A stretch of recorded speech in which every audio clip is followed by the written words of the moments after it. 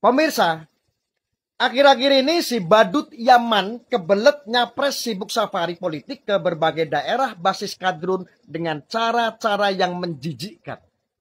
Mulai dari statementnya bahwa penyambutannya bagaikan air bah. Dan seabrek-abrek tata kata narasi seolah-olah dia adalah calon presiden idaman rakyat yang sangat dinanti-nantikan oleh seluruh rakyat Indonesia. Sasaran politik si badut Yaman itu jelas, yaitu rakyat pribumi pemuja muka Arab yang kurang makan bangku sekolahan dan lagu soal intrik-intrik politik yang menyesatkan. Bagi warga negara pribumi yang masih waras dan belum sinting-sinting amat, modus Abu Nawas model si badut Yaman ini memang sangat menjijikkan. Penuh dengan akal bulus arah gerilyawan ISIS Timur Tengah yang berupaya menguasai dunia. Yang lebih menjijikan lagi, kok bisa-bisanya muncul survei bahwa elektabilitas si badut Yaman itu jauh lebih unggul di atas rata-rata dari para capres lainnya yang belum dideklarasikan oleh koalisi parpol raksasa. Si badut Yaman itu dirilis unggul di peringkat pertama. Apa nggak sinting? Padahal yang mencapreskan si badut Yaman itu adalah parpol gurem kelas ecek-ecek yang elektabilitasnya mau tembus 9% saja susah setengah koet hampir mampus. Namun yang lebih sableng dan sontoloyo lagi, muncul pula survei yang menyatakan bahwa para pemilih si badut Yaman itu rata-rata adalah mayoritas masyarakat berpendidikan tinggi. Padahal fakta mencatat bahwa yang mendewakan dan mengunggul-unggulkan si badut Yaman selama ini adalah golongan kadrun overdosis kencing onta yang kapasitas otak mereka nggak sampai setengah ons, sepersekian mili. Sejak kapan mayoritas masyarakat berpendidikan tinggi punya otak jadi tolol kuadrat mendukung si manusia keturunan imigran tukang jual ayak dan ngancam mayat itu? Mereka pikir kita-kita ini sudah pada tolol semua atau bagaimana? Bagi warga negara pribumi yang masih waras dan belum sinting-sinting amat, hasil survei siluman tuyul abal-abal jebolan gunung Kemukus tersebut adalah wujud nyata politik busuk nan kotor untuk meracuni alam bawah sadar rakyat pribumi dalam skala global. Lihat mukanya si badut Yaman itu saja sudah bikin enek. Apalagi membayangkan si badut Yaman itu jadi presiden. Ngimpi. Amit-amit jabang kurcaci, jujur saja. Tiap kali nulis si badut Yaman itu hanya bikin darah tinggi saja. Memang iya, secara demokratis kagak ada yang salah dengan usaha si badut Yaman itu untuk mendongkrak elektabilitas. Dirinya demi mimpi-mimpinya di siang bolong itu. Tapi ya yang wajar-wajar saja. Nggak usah sampai overdosis sinting begitu.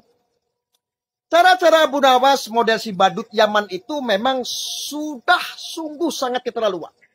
Harusnya ini orang sadar diri bahwa Indonesia butuh pemimpin yang bisa kerja keras dan peduli terhadap rakyat. Bukan kadrun imigran yang kepengen jadi presiden di bumi Nusantara. Masih banyak orang asli Indonesia pribumi yang secara undang-undang bahwa presiden harus asli orang Indonesia yang lebih pantas jadi presiden ketimbang si imigran badut Yaman yang tak tahu diri itu. Hanya bikin mau muntah saja. Ambisi dan overrated si badut Yaman itu memang sudah di luar batas kewajaran. Pecatan menteri yang menjadi gubernur terbodoh dalam sejarah NKRI, apa ia pantas menjadi presiden Republik Indonesia? Saya tanya sekali lagi. Apa pantas? Saya berharap si badut Yaman itu dan para parpol laknatullah yang mendukung si badut Yaman itu jadi capres tidak masuk hitungan atau tidak memenuhi syarat presidensial threshold. Kenapa demikian? Sebab orang asli pribumi masih banyak yang belum paham akan gerakan-gerakan siluman dengan bertamengkan jualan ayat dan ngancam mayat. Seperti saat si badut Yaman itu diikutkan pada pilkada DKI Jakarta yang lalu itu. Strategi-strategi ala ISIS yang didesain secara struktur sistematis dan masif diciptakan sedemikian rupa untuk mengadu domba bangsa sendiri. Sedangkan para keturunan imigran gelap timur tengah tertawa terbahak-bahak di balik layar menikmati kebodohan orang pribumi yang mendewakan orang-orang imigran muka Arab. Bangsatnya lagi, kaum radikalis dan intoleransi serta golongan khilafaisme pun kini sudah mulai siap-siap menunggangi ambisi si badut Yaman yang tak tahu diri itu, yang sudah kebelet sampai ke ubun-ubunnya itu ingin menjadi presiden RI. Dengan menunggangi ambisinya si badut Yaman itu, para pemuja kencing onta sudah mempersiapkan berbagai skenario di balik layar untuk menciptakan kekacauan dengan menunggangi Pilpres 2024. Ketika bangsa ini kaos, mereka menawarkan khilafah sebagai solusinya. Kan ya sudah-sudah begitu. Memang bahaya sekali dengan munculnya si badut Yaman itu. Tindakan-tindakan yang dilakukan si badut Yaman itu demi memuluskan ambisi politiknya itu jelas saja sangat keterlaluan dan kurang ajar yang gak ketulungan. Mereka mengadu domba warga asli pribumi. Sejak pilkada DKI yang lalu, gerakan politik busuk si badut Yaman itu murni mengadu domba warga pribumi asli. Segala modus intimidasi terselubung itu jelas adalah cara-cara ISIS yang ia lakukan demi meraih ambisi tercapainya kepentingan politiknya.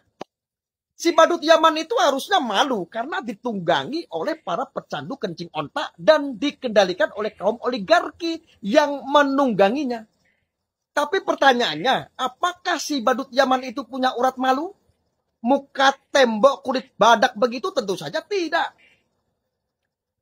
Semoga ambisi para pemuja kencing onta dan para setan hantu, belahu kuntilanak, tuyul dan sejenisnya yang menunggangi si badut Yaman itu menjadi Presiden Republik Indonesia menjadi Gatot.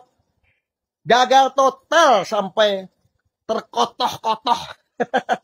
Sebab para setan otak kadrun laknatullah masih belum waras karena aslinya pada tolol semua. Jangan sampai warga pribumi asli terperdaya dengan muka Arab mereka. Khususnya si keturunan imigran badut yang tidak tahu diri itu, ya. Sudah itu saja deh.